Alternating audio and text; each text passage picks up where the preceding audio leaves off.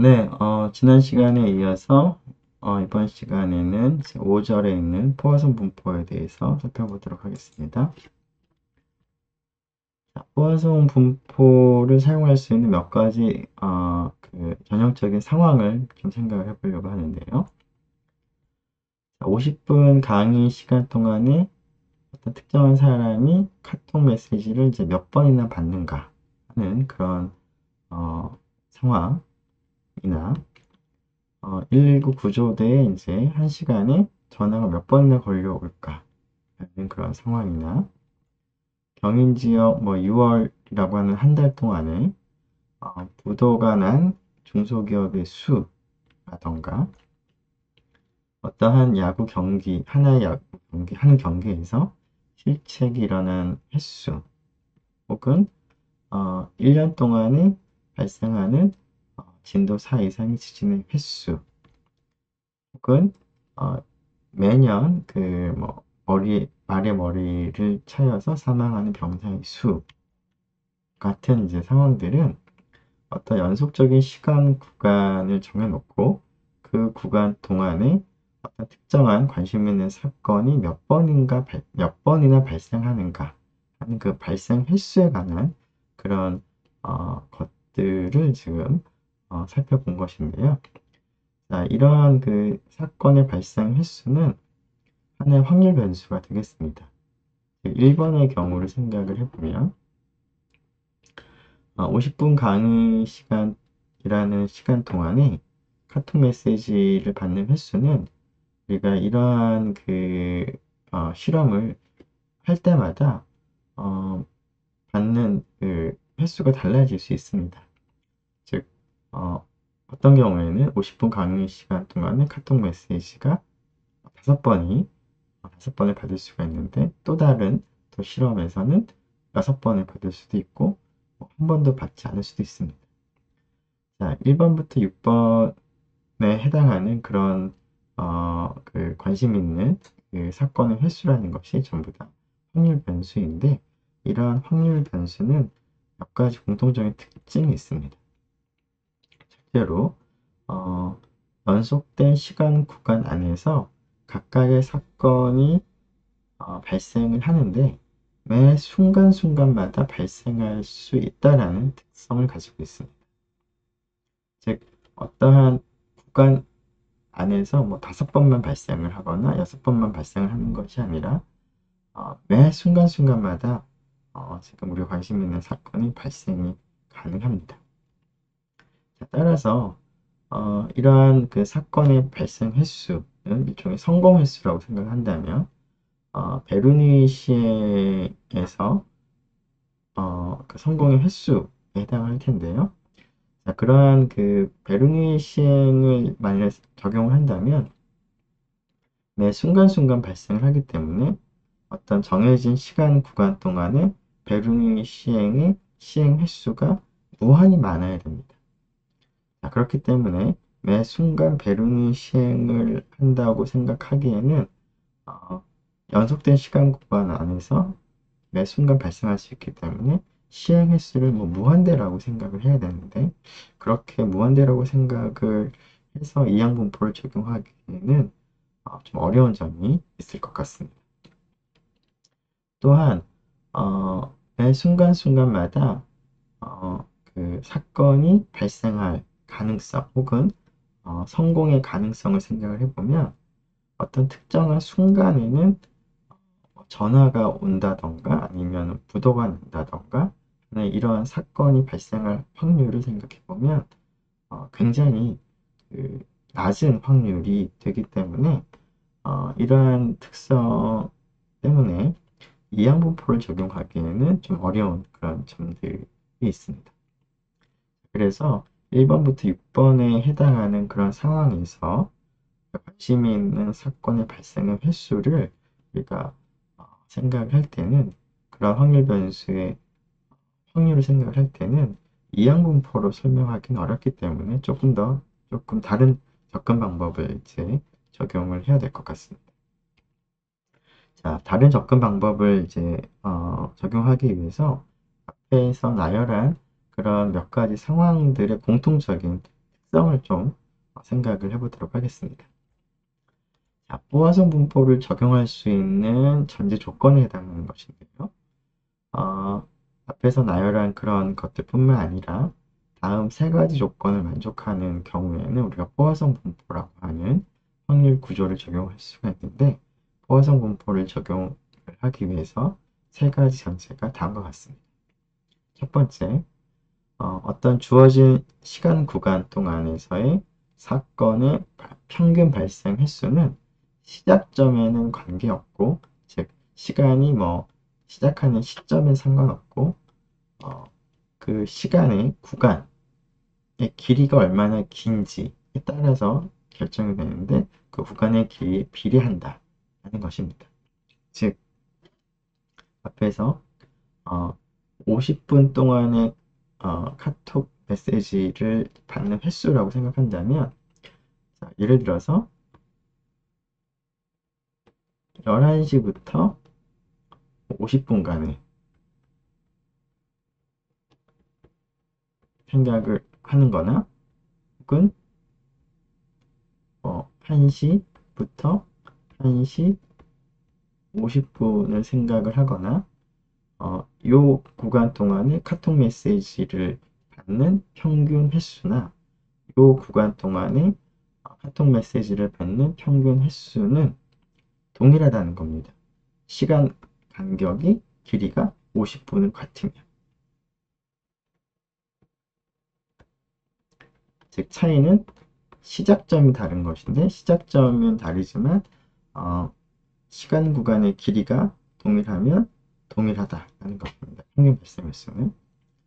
그런데 만일에 예를 들어서 12시부터 12시 25분이라고 할까요?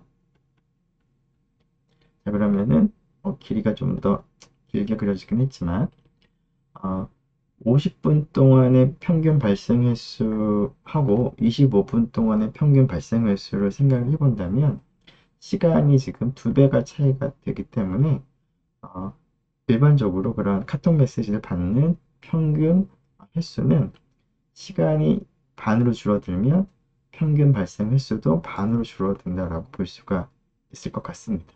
그래서 구간의 길이에 비례한다. 즉 50분 동안에 받는 카톡 메시지의 평균 횟수가 10번이라면 25분 동안에는 평균적으로 5번을 받는다 라는 것이 의미합니다.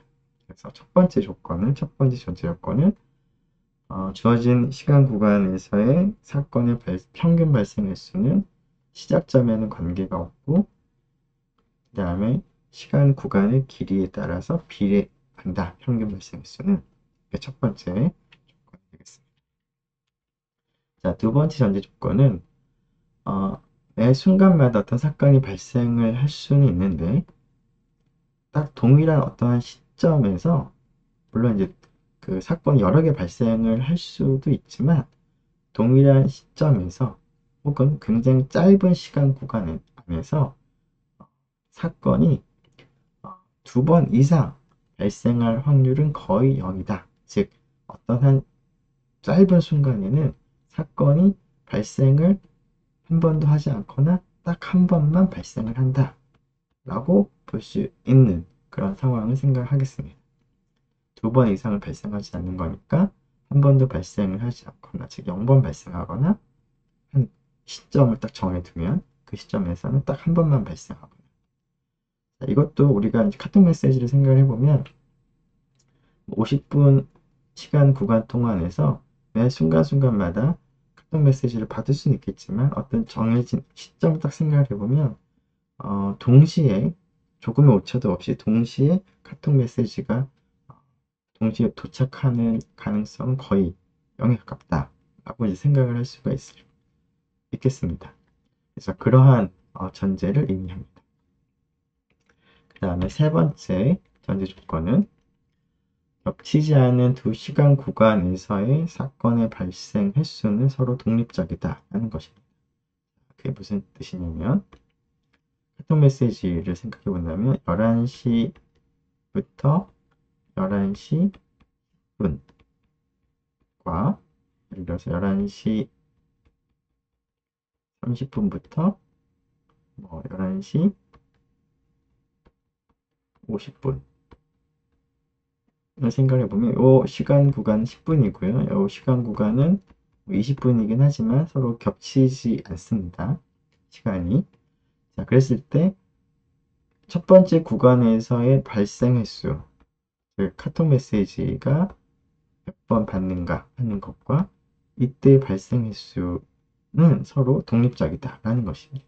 무슨 얘기냐면 자, 처음 10분 동안의 카톡 메시지를 하나를 받건 두 개를 받건 세 개를 받건 그 횟수에 상관없이 이 두 번째 시간 구간에서의 발생 횟수는 그것과 독립적으로 정해진다 하는 것인데 그것도 어느 정도 현실적인 가정이 될 것 같습니다.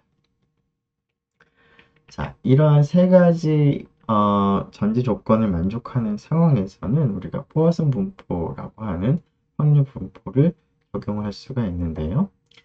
이때 정해진 구간 동안에서 평균적으로 M회 발생하는 사건이 주어져 있을 때 그 정해진 구간 안에서 실제 발생 횟수 X는 하나의 확률 변수일 텐데 우리가 알고 있는 일종의 모수에 해당하는 것은 이 구간 동안의 평균 값이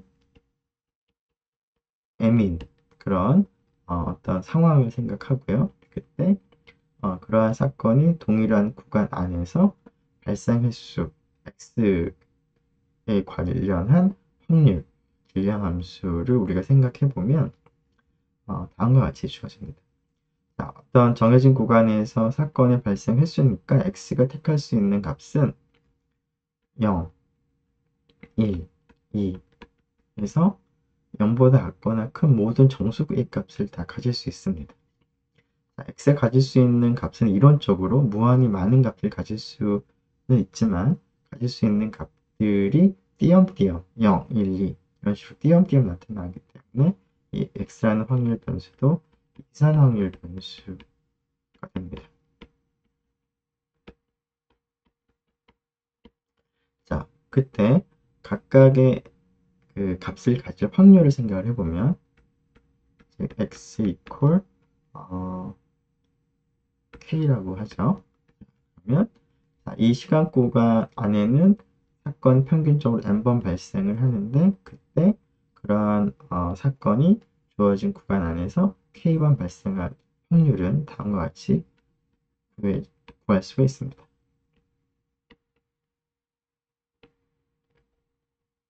자, k는 이제 0부터 1, 2 이렇게 주어집니다. 자, 왜 이렇게 구해지는지는 이렇게 확률을 우리가 구할 수 있는지는 조금 이따가 한번 살펴보도록 하고요. 일단 이렇게 구해진다라는 것을 기억을 하도록 하겠습니다.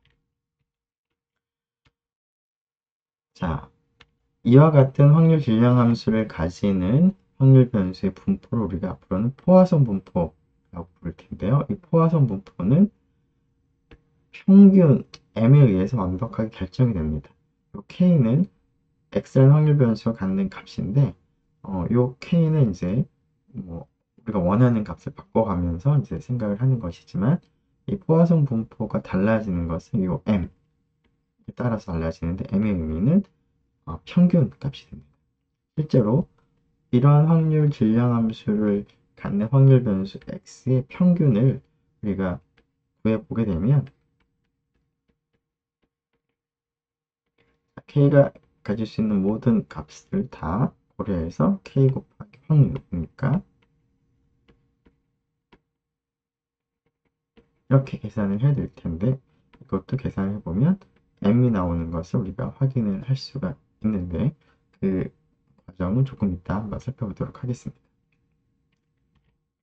자, 여러분들이 이제 좀 복잡하지만 좀 다시 한번 정리해보면 이러한 세 가지 전제 조건을 만족하고 있는 상황에서 주어진 구간에서 평균적으로 M의 발생을 한다라는 정보를 알고 있을 때 그러한 사건이 주어진 구간에서 몇 번 발생할까 하는 그 확률 변수가 K가 될 확률은 이와 같이 주어지는데, 이와 같이 주어지는 분포를 우리가 포화송 분포다, 평균 M인 포화송 분포다 라고 부르도록 하겠습니다.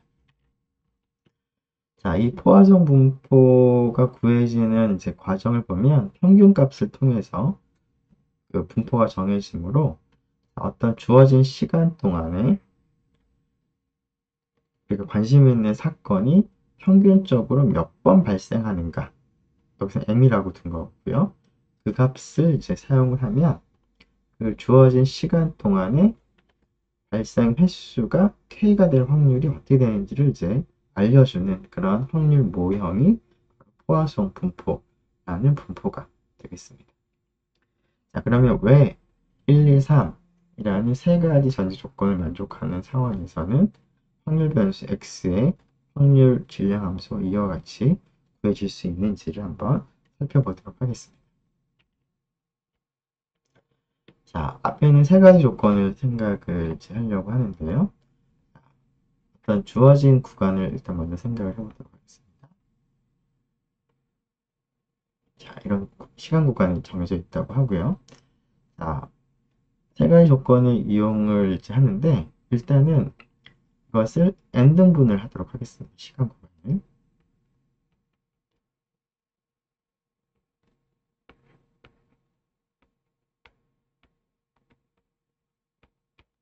자, 그러면 n등분을 한 작은 구간 하나하나를 한번 살펴보면 n을 충분히 키우면 작은 조각, 한 조각 조각은 시간 간격이 굉장히 짧을 것이고 따라서 이 작은 시간 구간 하나하나에서는 우리가 관심이 있는 그런 사건의 발생 횟수가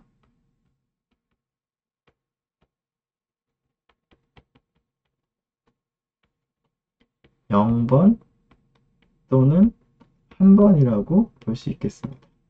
앞에 그 포화성 분포를 적용할 수 있는 세 가지 전제 중에서 두 번째 전제가 굉장히 짧은 시간 구간 혹은 순간에서는 2번 이상 발생할 확률이 0이다 했었는데요.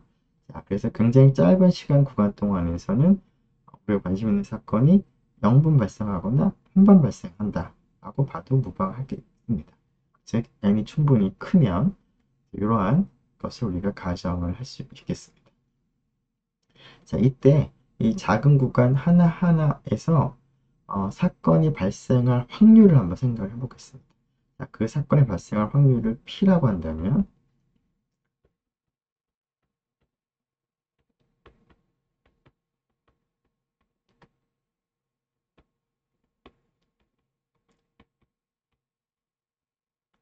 이 작은 구간 안에서 사건이 발생하는 평균 횟수를 한번 생각을 해보겠습니다. 전체 구간이 아니라 이 작은 구간 하나에서. 자, 그러면 평균을 계산하기 위해서 이 작은 구간 하나에서 사건의 발생 횟수를 따로 우리가 B라고 하는 확률 변수로 택하도록 하겠습니다. 자, 이 확률 변수 B는 이 작은 구간 안에서 사건이 0번 발생하거나 혹은 1번 발생을 하겠습니다. B는 이제 각각의 작은 구간 안에서 사건의 발생 횟수입니다.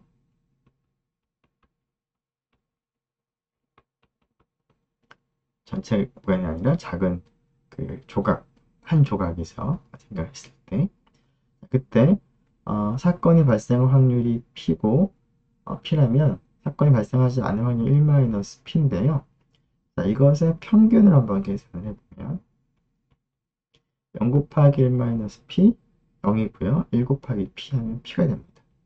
즉 사건의 그 굉장히 작은 구간 안에서 사건이 발생할 확률 P는 사실은 이 경우에는 그 사건의 발생 횟수의 평균과 동일한 것을 알 수가 있는데 우리가 이 전체 구간에서 사건의 평균 발생이 M이라고 이제 두고 시작을 한다면 이 작은 시간 구간은 전체 구간에 비해서 구간의 길이가 n분의 1로 줄었기 때문에 이 작은 구간 안에서의 평균 값은 마찬가지로 n분의 1로 줄어들게 됩니다.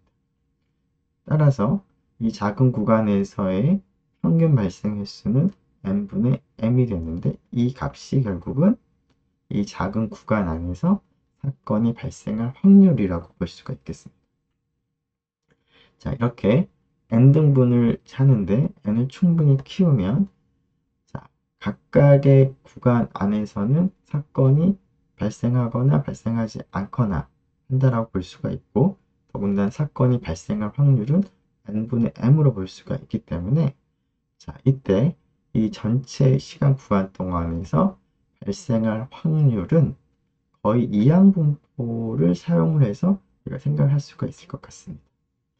자, 우리가 어, 그러한 관점에서 전체 그 n등분을 했기 때문에 작은 구간은 모두 n개의 구간이 있죠.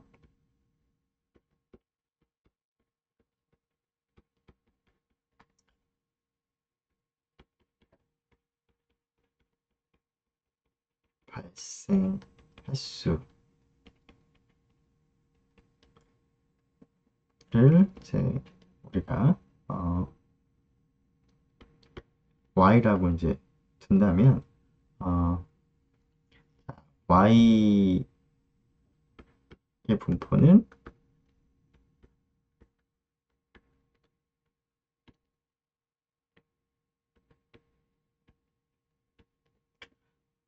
n번을 시행하는데 매 시행에서 성공 확률이 n분의 m인 그런 시행을 n번을 반복할 때 전체 구간에서의 성공의 횟수가 이제 y가 되므로 y 분포가 다음과 같은 이항 분포를 따르겠습니다. 따라서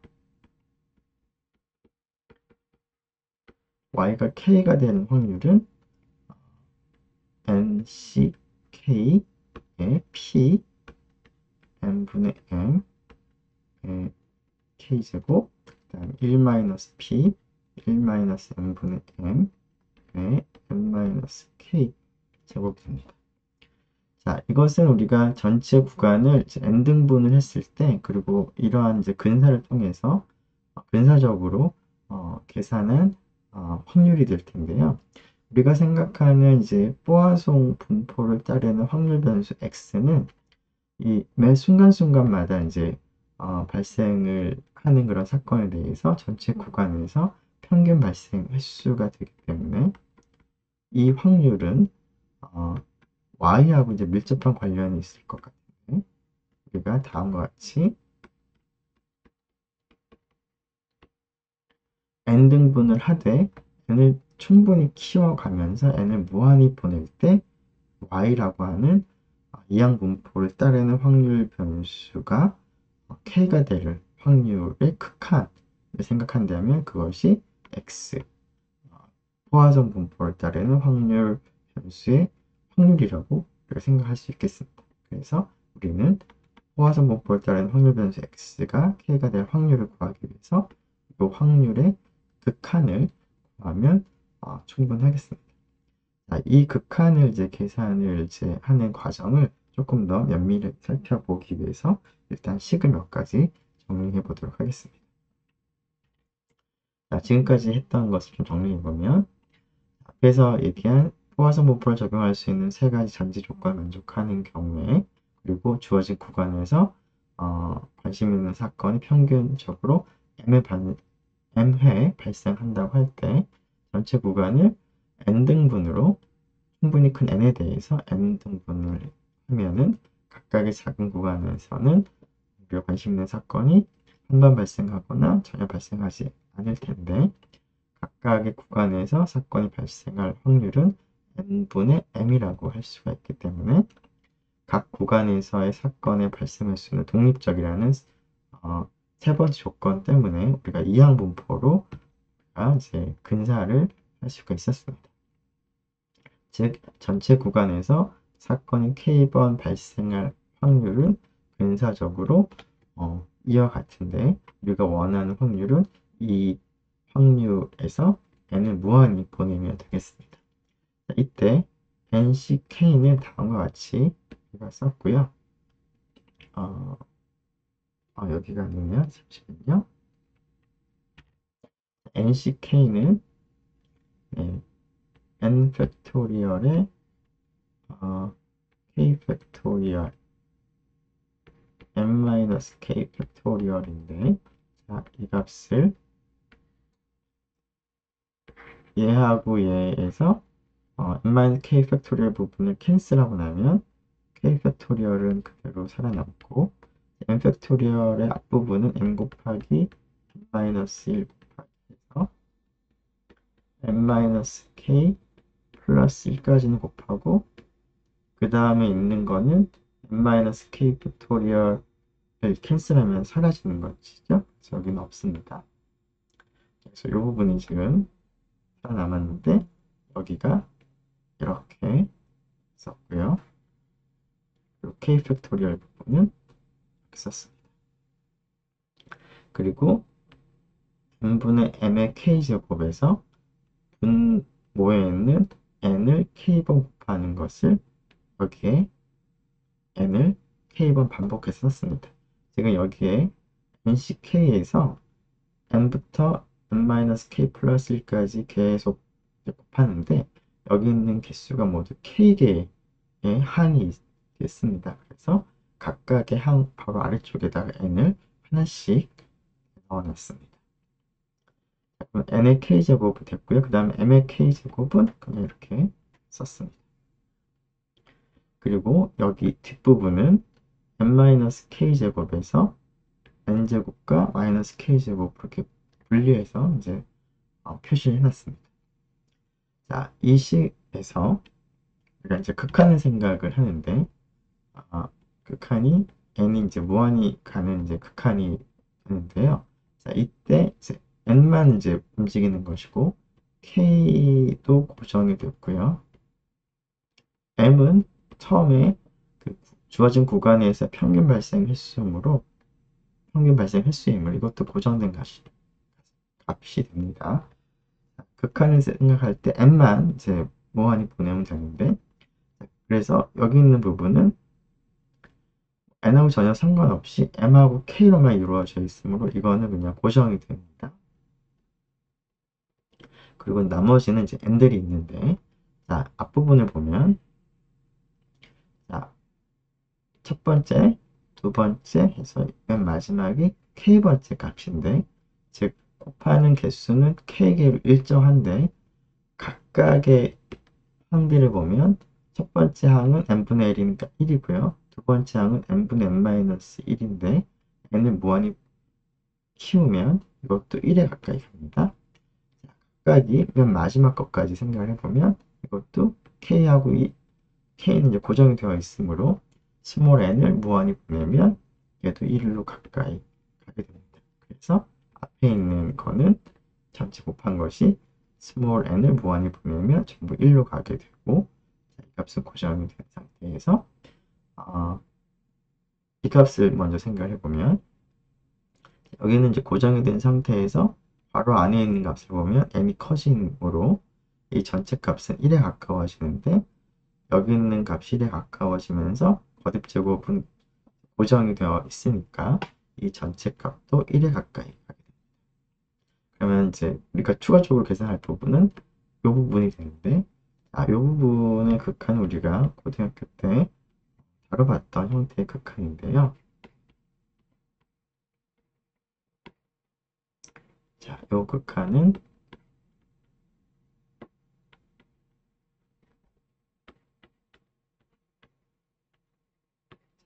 여기 있는 부분이 n이 커짐에 따라서 이제 점점 0에 가까워집니다. 그래서 그것의 역수에 해당하는 것을 이제 곱하고요. 그 다음에 여기 있는 n과 동일하게 하려면 이거 전체에 마이너스 m제곱을 하면 되겠습니다. 자, 그런데 여기 있는 값을 이제 하나로 생각한다면 서로 역수 관계에 있으면서 n이 무한히 커짐에 따라서 마이너스까지 같이 고려했을 때 0에 가까워집니다. 그래서 이런 형태의 극한 생각을 하면 되겠습니다.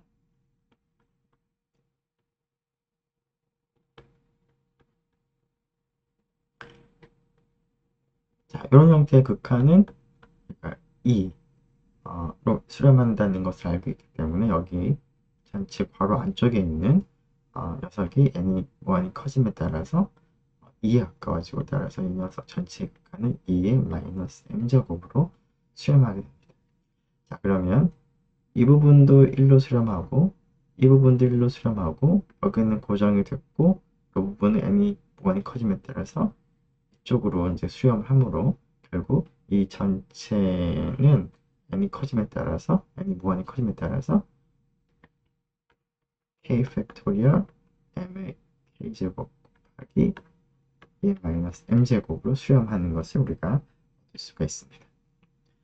다시 좀 정리해보면 자, 이 앞부분은 1로 수렴을 하는 거고 그 다음에 요 뒤쪽에 있는 녀석은 exponential 마이너스 m제곱으로 수렴을 하고 자, 얘도 1로 수렴을 하는 거고 얘는 이제 고정이 됐으니까 이 전체 확률은 근사적으로 리미트 택해보면 이 값으로 수렴을 하는데 이 값이 바로 우리가 앞에서 얘기한 포화송 분포를 따르는 확률 변수 x에 대해서 x가 k가 될 확률이 되는 것이죠.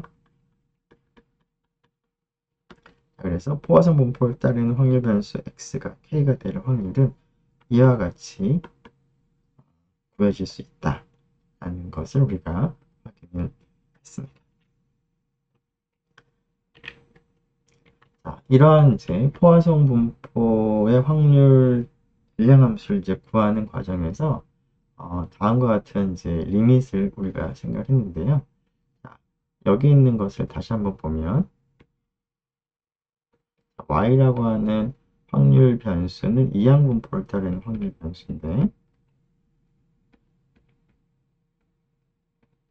자, 이런 이항 분포를 따르는 확률 변수에서 밑줄 친 부분은 y가 k가 될 확률이고 그것의 리밋을 우리가 택했더니 오른쪽 확률이 됐는데 이 오른쪽 확률은 x가 포화송 분포를 따를 때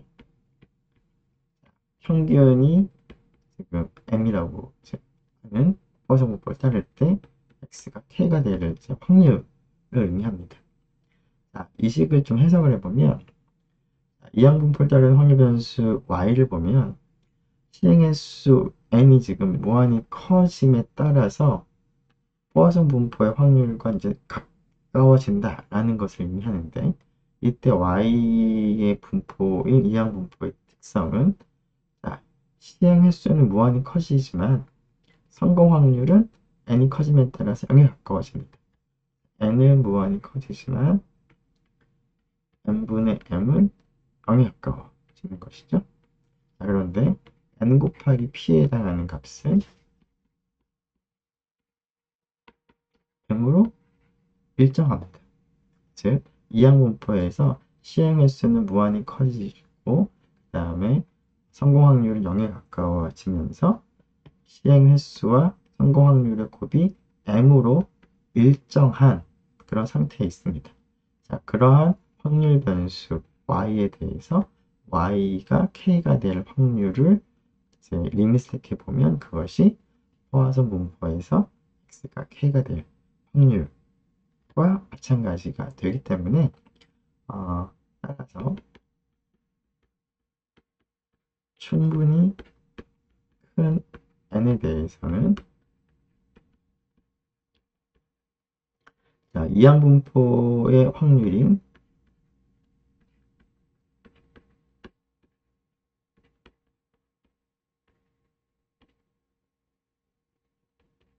요 확률과 포화송 분포에서 확률인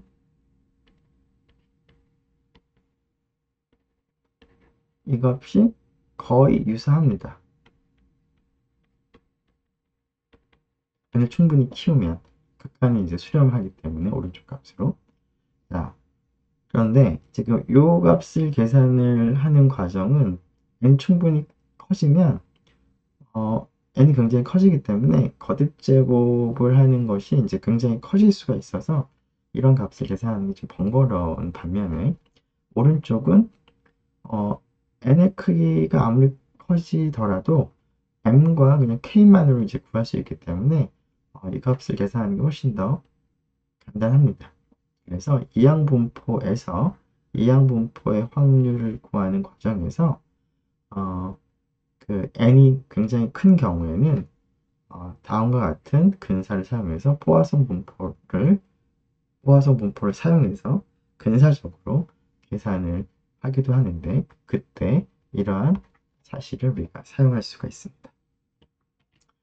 자, 다시 한번 정리해보면 이항분포 NP에서 n이 커지면서 p가 작아지는데 하지만 n 곱하기 p가 일정하게 m으로 유지가 되면 이항분포에서의 확률 함수를 직접 계산하는 것보다는 오른쪽 평균 m인 포화성 분포의 확률 함수를 이용을 해서 계산을 하는 것이 편하다. 그리고 그것이 굉장히 비슷하다는 것도 같이 기억을 하면 좋겠습니다. 이것을 다시 한번 정리하면 이항분포의 확률 계산은 이 경우에 굉장히 좀 복잡한데 그런 경우에 이제 오른쪽 확률로 근사적으로 구할 수 있다라는 것인데요. 자, n이 크고 p가 작은 경우라고 하는 것을 좀 더 구체적으로 생각을 해보면 보통 n이 20보다 같거나 크고 p가 0.05보다 같거나 큰 상황에서는 이 극한이 같아지기 때문에 이 값과 이 값이 거의 유사한 결과를 얻을 수 있습니다. 그래서 이항분포를 이러한 상황에서는 이항분포의 확률을 계산하는 것이 복잡하기 때문에 그런 경우에는 포화성 분포, 평균 m인 포화성 분포로 근사해서 물론 이제 m은 이제 n 곱하기 p를 가지고 m을 정하면 됩니다. 그래서 포화성 분포를 근사해서 이제 계산을 하는 것도 계산을 할 수도 있습니다. 네. 자, 그러면 이런 포화성 분포에 대해서 이제 네. 일단 네. 한 가지만 더 얘기하고 넘어가죠. 자, 포화성 분포의 확률 질량 함수 이렇게 주어진다고 했는데 이것이 실제로 확률 질량 함수로서 의미가 있으려면 최소한 이런 확률들을 다 더한 값이 1이 되어야 합니다. 즉,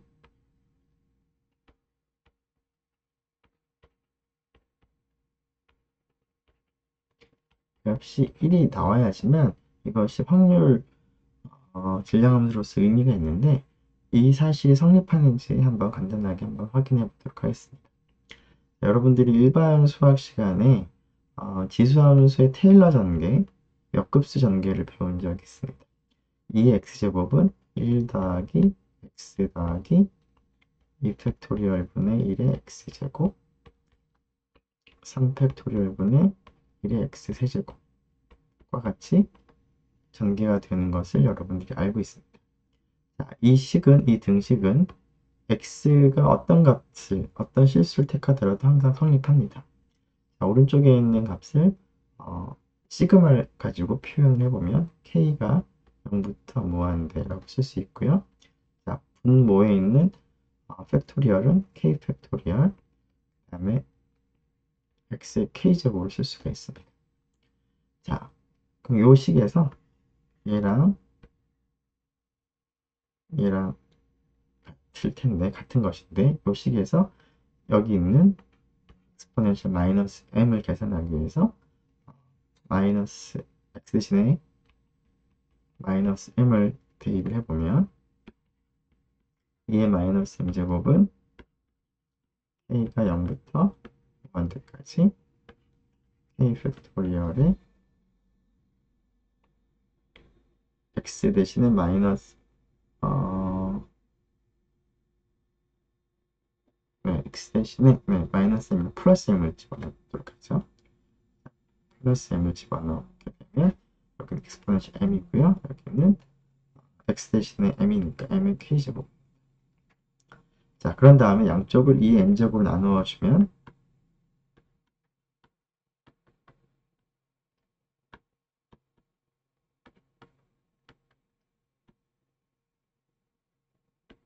이렇게 얻을 수가 있는데, 결국은 우리가 원하는 확률 질량 함수를 다 더하면 1이 된다는 식을 확인할 수가 있겠습니다.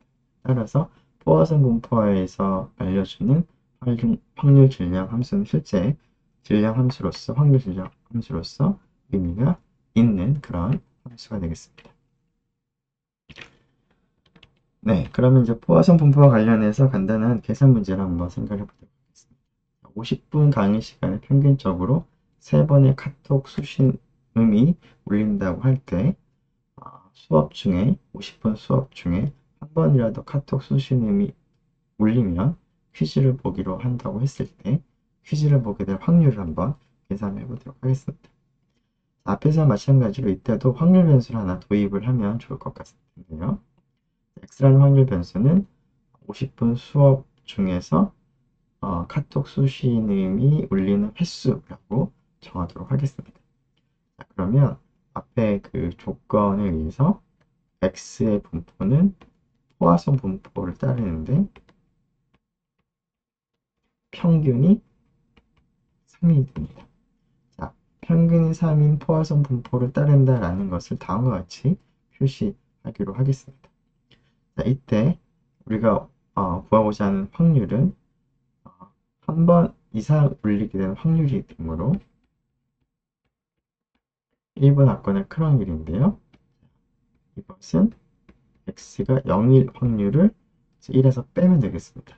포화성 분포를 따르는 확률 변수 x가 택할 수 있는 값은 0, 1, 2 등등등이므로 1보다 작거나 크게 되는 그런 경우는 전체에서 0이 되는 경우를 빼면 되는 것이죠. x가 0이 될 확률은 exponential 마이너스 m제곱인데 지금 m이 3이므로 4 곱하기 k 팩토리얼 k가 0이죠. 팩토리얼 m 3의 0제곱이 되겠습니다. 1 빼기 네. 2의 세제곱분의 1이 되겠습니다. 물론 이제 2의 세제곱분의 1을 이제 R이나 RStudi오를 가지고 계산을 이제 하면 될 텐데요.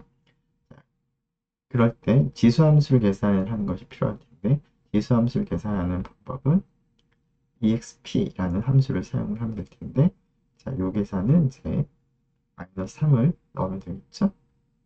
이렇게 계산을 하는 것이 이 확률 계산 한 가지 방법이고요. 자, 두 번째 방법은 포화성 분포와 관련된 확률을 계산할 때 사용할 수 있는 함수가 앞에서 초기화 분포나 이항 분포와 마찬가지로 D 혹은 P로 시작하는 함수를 사용할 수가 있는데 포화성 분포니까 D 플러스 P 플러스라는 함수가 R 스튜디오에서 제공이 됩니다. 자, D 플러스에는 이 경우에 K라고 쓰고 그 다음에 평균 값을 그 다음에 씁니다. 자, P 플러스도 마찬가지인데요. 자, 이 녀석은 평균이 M인 포화성 분포를 따르는 네, 여기가 K 그렇죠? 네. 평균이 M인 포화성 분포를 따르는 확률 변수 X에 대해서 X가 K가 되는 확률 질량 함수를 계산할 때 D로 시작하는 함수를 사용을 하면 되고 P로 시작하는 함수는 누적 확률을 계산하는 함수가 되겠습니다. 그래서 누적 확률을 이용을 하거나 아니면 확률 질량 함수를 이용할 수 있을 텐데 주어지는 확률을 계산할 때는 1-d 플러스 k가 0인 경우고요. m이 지금 평균 3이니까 이렇게 하거나 이 경우에는 이제 0인 경우니까 p 플러스를 써도 마찬가지가 되겠습니다. 자, 그래서 이런 값을 이제 구하면 얻을 수가 있는데 그 값을 이제 확인을 해보면 0.95 정도 나오는 것을 알 수가 있고요. RStudi오를 사용해서 exp라는 함수를 사용하거나 pfoas 혹은 dfoas를 사용해도 마찬가지일 때 그러면 두 결과가 같게 나오는 것을 알 수가 있습니다. 자, 이 계산도 조금 이따가 RStudi오를 사용해서 직접 한번 연습도 한번 같이 해보도록 하겠습니다. 자, 그 다음 문제는 이항분포의 확률을 근사적으로 구하는 한 가지 예제가 있는데요. 자, 어느 초등학교에서 10년간 조사를 했더니 평균적으로 4% 학생이 생맹이라고 할 때, 이러한 비율이 올해에도 그대로 이제 유지가 된다라고 가정을 했을 때, 자, 이러한 전체 학생 중에서 200명을 추출했을 때, 200명 중에서 생명인 학생이 10명 이하가 될 확률을 한번 구해보도록 하겠습니다. 자, 여기서도 확률 변수를 도입하는데, 확률 변수 x를 200명 추출한 학생들 중에서 생명인 학생의 수라고 한다면 매 학생들마다 생명일 가능성이 0.04이므로 그러한 시행을 200번 시행했을 때 생명이 되는 횟수, 생명이 된 학생의 수가 되므로 x의 분포는 이항분포가 되면서 n이 200, p가 0.04인 이항분포가 됩니다. 이때 구하고자 하는 확률은 x라는 확률 변수가 10보다 작거나 작을 확률인데, 자, 그 확률을 이제 직접 시그마를 사용해서 표현해 보면 다음과 같이 표현이 되는데요. 여기 있는 값이 200 혹은 200 빼기 1, 200 빼기 2 정도가 되니까 굉장히 큰 값을 하게 되므로 이거 직접 계산하기 좀 번거롭습니다. 그래서 x의 확률은 이항분포의 확률을 사용해서 구할 수는 있지만 그 계산이 번거로우므로 이거를 근사적으로 포화성 분포로 근사해서 구해보도록 하겠습니다. 지금 x의 평균을 먼저 생각을 해보면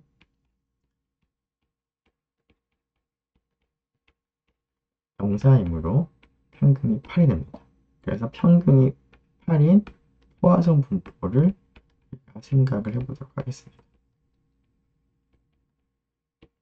자, 지금 n이 200으로 충분히 크다라고 볼 수 있기 때문에 이 확률은 평균이 8인 포화성 분포를 따르는 확률 변수에서 y가 10보다 같거나 작을 확률과 거의 유사하다라고 볼 수가 있습니다. 근데 이 확률은 k가 0부터 10일 때까지 exponential 마이너스 8의 k 팩토리얼의 8의 k제곱으로 이제 구할 수 있는데, 여기서는 단순하게 계산을 할 텐데 k가 0부터 10까지밖에 되지 않기 때문에 계산하는 것이 그렇게 복잡하지 않고 간단하게 구할 수가 있겠습니다. 물론 우리가 구할 때는 이제 R이나 RStudi오를 사용을 해서 구할 수가 있겠습니다. 자, 정리해보면 이항분포의 사인이 커지고 P가 작아지면서 n 곱하기 P의 값이 일정하게 유지가 되면 이 m을 평균으로 하는 포화성 분포에서의 확률 함수로 근사를 해도 좋다라는 것을 이제 이용하기 위해서 평균이 8인 포화성 분포에 따르는 확률 변수 y를 도입을 하고 y가 10보다 작거나 작은 확률을 이제 구해보면 0.816이 나올 텐데 이 확률과 거의 유사하다라는 것이죠. 그래서 x가 10보다 작거나 큰 확률은 포화성 분포를 사용해서 0.816 정도다 라고 볼 수가 있는데, 이렇게 하면 계산을 번거롭지 않고 간단하게 구할 수가 있겠습니다. r을 이제 사용을 하게 된다면 지금 y가 10보다 작거나 작을 확률을 구하기 위해서 p 플러스를 썼고요.